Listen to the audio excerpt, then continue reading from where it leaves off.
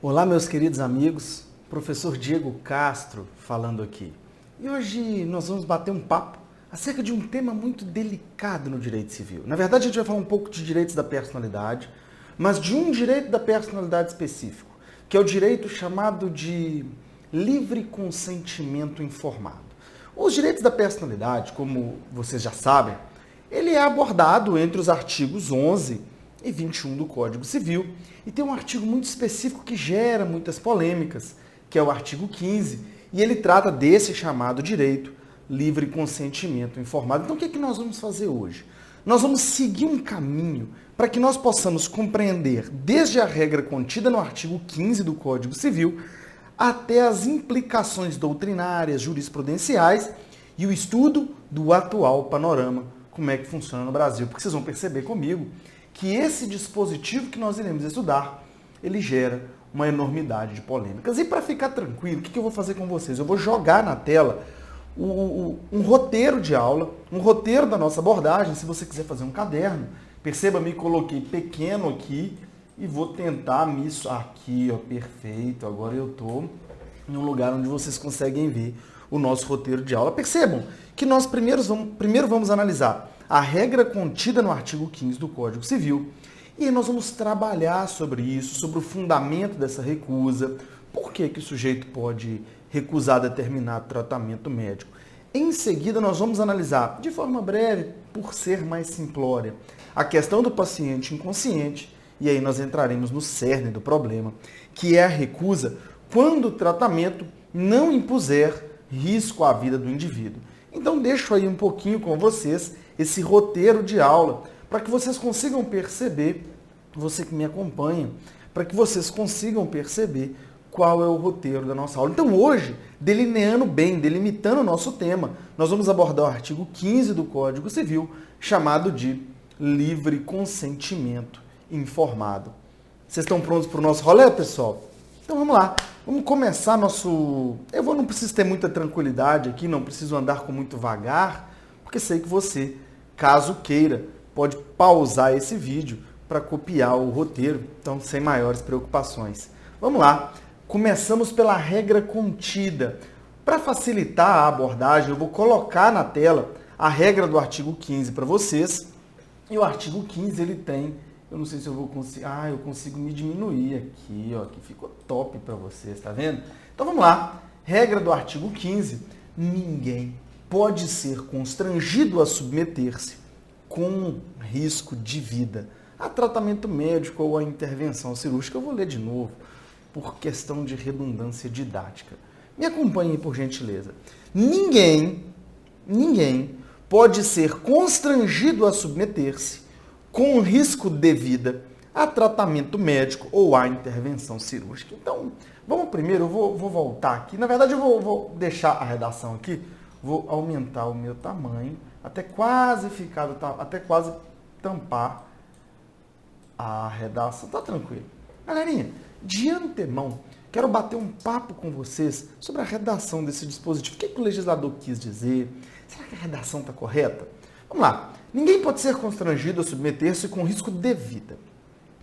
Nos parece não, isso é pacífico na doutrina, que o legislador quis dizer o seguinte: se o tratamento médico ou a intervenção cirúrgica colocar a sua vida em risco, você pode recusar. Porque, pelos direitos da personalidade, nós temos direito ao nosso próprio corpo vivo. Pelos direitos da personalidade, nós temos direito ao nosso próprio corpo vivo. Ou seja, se o tratamento ou a intervenção nos colocar em risco, nós podemos recusar. Então, eu já discordo um pouco desse com risco de vida. Tinha que ser ou com risco de morte, ou com risco à vida, né? Mas tudo bem, vamos superar essa questão redacional. Então, qual é a regra? Volto lá para aquele primeiro ponto nosso. Qual é a regra contida na redação do artigo 15 do Código Civil? O que o legislador quer te dizer é: ei, amigão, você tem direito da personalidade, um dos seus direitos é o seu próprio corpo vivo, você tem domínio sobre aquilo que vai acontecer com o seu corpo. Então, se você tiver algum tipo de enfermidade que precisa de um determinado tratamento médico, e esse tratamento puder colocar a sua existência em risco, você pode recusar esse tratamento. Você pode dizer, opa, eu não quero, eu prefiro correr o risco de perecer ou correr o risco das consequências, mas eu não quero sofrer esse tipo de tratamento, receber esse tipo de tratamento. E vocês vão perceber comigo algo interessante. Essa conduta é comum. Sempre que alguém vai operar, vai fazer um tratamento de maior risco num hospital, a família ou o próprio indivíduo assinam um termo de responsabilidade. É exatamente a concretização do livre consentimento informado. E é só para complementar a questão semântica, por que esse direito se chama livre consentimento informado? Porque você pode consentir livremente com intervenções cirúrgicas ou tratamentos médicos que coloquem sua vida em risco, desde que você esteja devidamente informado. Então, olha que interessante. Você deve ser devidamente informado para, então, poder livremente consentir acerca de tratamentos médicos ou intervenções cirúrgicas. Então, acho que nesse momento inicial nós já conseguimos delinear bem qual é o traçado, qual a regra contida no artigo 15. Você somente pode ser submetido a tratamentos médicos ou intervenções cirúrgicas que coloquem sua vida em risco caso você consinta com isso, caso você assuma o risco e a responsabilidade de ter ciência que você pode sofrer consequências ou até mesmo perecer em decorrência desse tratamento. Então, o primeiro ponto que nós precisamos entender é a regra, e nós já fizemos isso. Só que eu preciso passar adiante. Vamos prosseguir com a nossa aula. E aqui eu não vou... Na verdade, se você quiser colocar algo no caderno, coloque o seguinte. Eu não vou repetir, porque você pode pausar, voltar, repetir. Perceba, a regra do artigo 15 é: o indivíduo somente pode o indivíduo somente pode ser submetido a tratamentos médicos ou intervenções cirúrgicas que coloquem sua vida em risco, desde que ele consinta com isso. Vamos lá? O indivíduo somente pode ser submetido a tratamentos médicos ou intervenções cirúrgicas que coloquem sua vida em risco, desde que ele consinta com isso. Essa é a primeira parte da nossa aula. Agora perceba, qual é o grande fundamento? Você pode recusar. Você pode dizer, opa, eu não quero me tratar, esse tratamento não é para mim, eu estou com medo de morrer, não quero fazer essa cirurgia, eu opto por outro tratamento. Você pode recusar tratamentos médicos ou intervenções cirúrgicas. A grande questão é que nós passamos agora ao número 2, que são os fundamentos dessa recusa. Você pode recusar, mas essa recusa sua deve ser fundada. Ela deve ser fundada no risco do procedimento.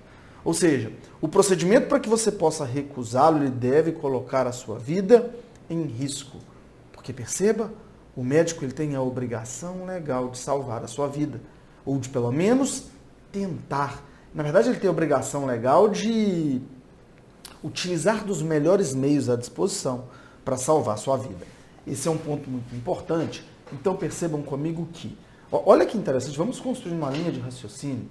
Você pode recusar a tratamentos médicos, mas você pode fazer isso quando o tratamento médico colocar sua vida em risco. Quando ele oferecer algum tipo de ameaça à sua existência. Ainda que você possa se curar posteriormente em razão do tratamento, mas se o tratamento em si não é um tratamento eletivo, é um tratamento que coloca a sua vida em risco, você pode recusar o tratamento com fundamento no risco que ele oferece à sua vida. Então vamos colocar isso no caderno, caso você queira. E friso que eu não vou ficar repetindo, porque você pode pausar e voltar a todo momento. Então vamos colocar no caderno que o fundamento da recusa ao tratamento ou procedimento cirúrgico ou intervenção cirúrgica é o risco que oferece à vida. Isso significa que você pode recusar desde que ofereça risco à sua vida. Essa é a ideia do legislador. Essa é a ideia do codificador, da comissão que elaborou o Código Civil de 2002, lá final da década de 60, início da década de 70. Então, o legislador tinha em mente o seguinte quando ele escreveu esse dispositivo: ei, você pode recusar o tratamento médico ou a intervenção cirúrgica, mas somente poderá fazer isso quando oferecer risco à sua vida. Isto significa que, se o tratamento puder te salvar, e não for de risco, for um tratamento eletivo, um tratamento que não coloca sua vida em risco, você, via de regra, não pode recusar o tratamento, porque o dever médico de te salvar fala mais alto. Perceba, o Brasil não admite eutanásia, por exemplo. Por isso você não pode recusar o tratamento médico. Essa é a ideia, esse é o cerne do legislador. Se você tem uma enfermidade que pode ser curada por um procedimento, um tratamento simples, você não pode recusar, principalmente quando você estiver sob os cuidados médicos ou de alguma instituição hospitalar. Mas nós precisamos caminhar. E aí eu volto para que vocês percebam o nosso roteiro de aula.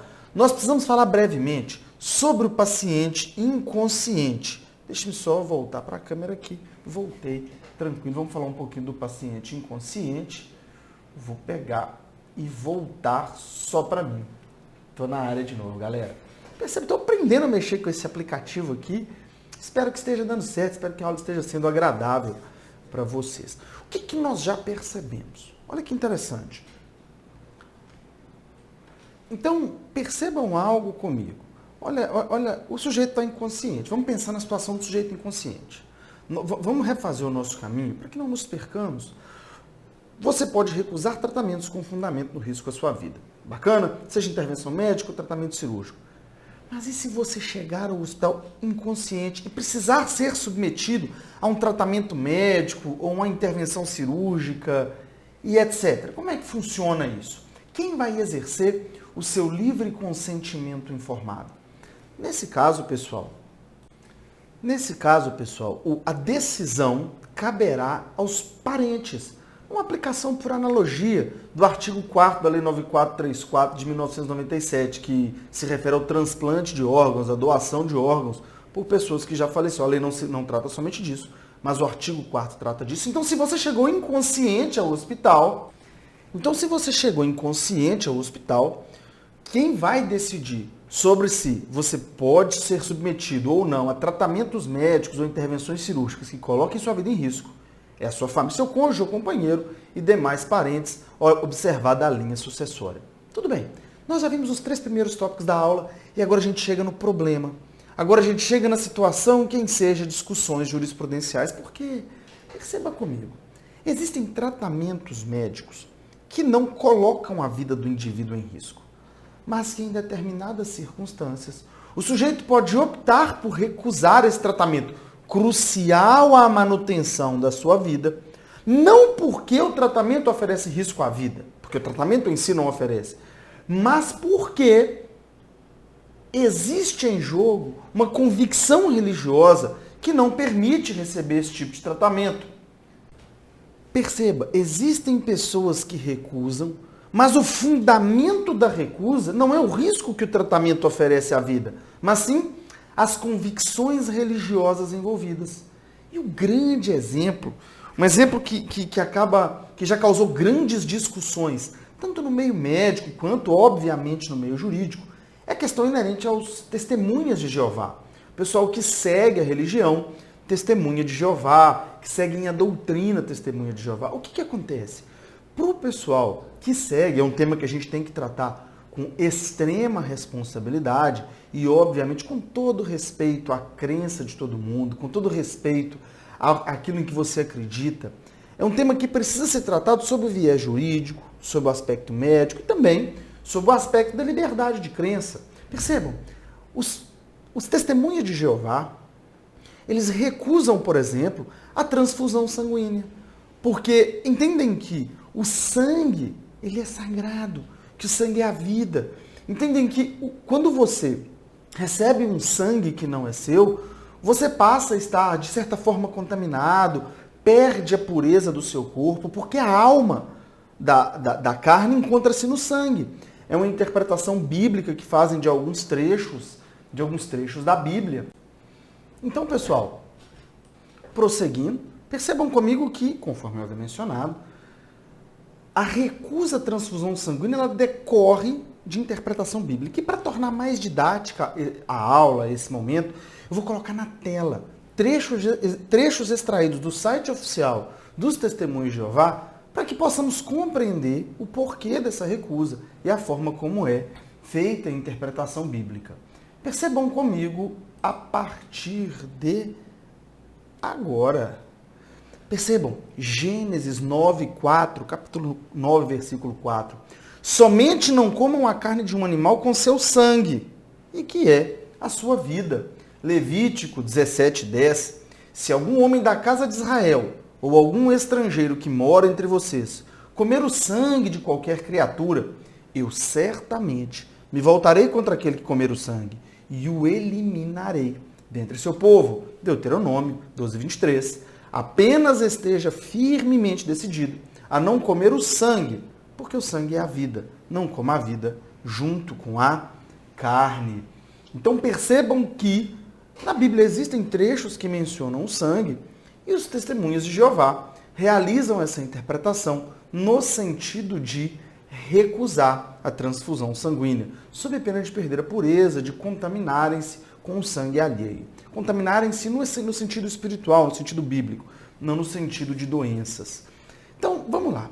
Com essa recusa, perceba, a transfusão sanguínea não é um tratamento médico ou intervenção cirúrgica que, por si, tem o potencial de colocar a vida do indivíduo em risco. Então, o fundamento da recusa aqui ele é religioso. Então, surge, principalmente no meio médico, surgiu isso desde sempre, a seguinte circunstância: eu preciso salvar o indivíduo. Uma transfusão sanguínea é suficiente para salvar essa pessoa. Mas ela está se recusando por motivos bíblicos. Qual a decisão do médico? Salva? Não salva? Como é que era?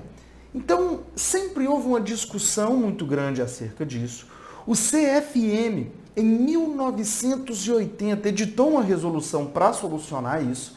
E agora, tópicos muito recentes. Essa aula é extremamente atualizada. Em 2019, mais especificamente no fim de 2019, o CFM editou uma nova resolução que tratou do tema novamente, revogando aquela resolução lá de 1980, que vigorou por 40 anos, quase a resolução de 1980, vigorou por aproximadamente 39 anos, e tratou o tema de uma forma diferente. Percebam como funcionou até 2019. Os médicos, olha que interessante, por ordem do CFM, de resolução antiga, resolução 1021, eles agiam da seguinte maneira: diante da recusa do paciente, o médico ele deveria ouvir a recusa, desde ouvir e considerar e respeitar, desde que houvesse outro tratamento acessível para salvar aquele indivíduo.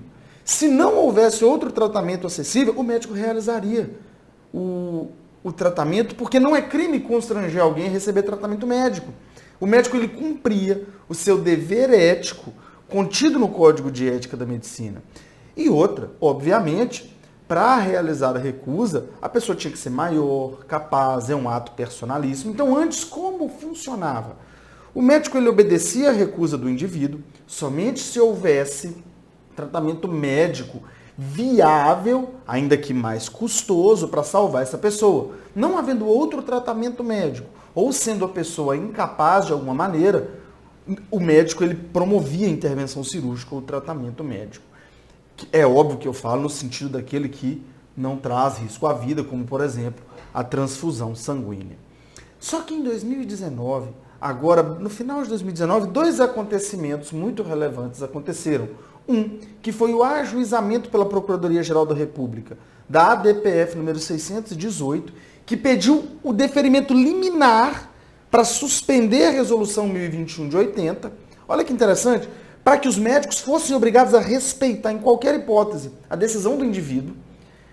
E logo depois do ajuizamento dessa ADPF, o CFM, ciente do risco de ter a eficácia da resolução 1021 suspensa, editou uma nova resolução.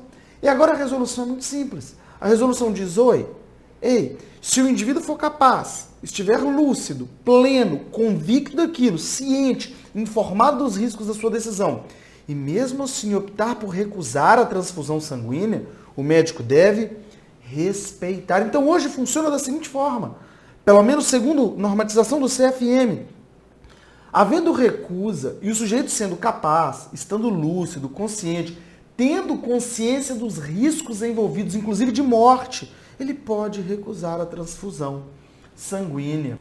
Ele pode recusar a transfusão. É óbvio que sendo menor, sendo incapaz, não pode haver essa recusa à transfusão sanguínea, porque é uma decisão personalíssima.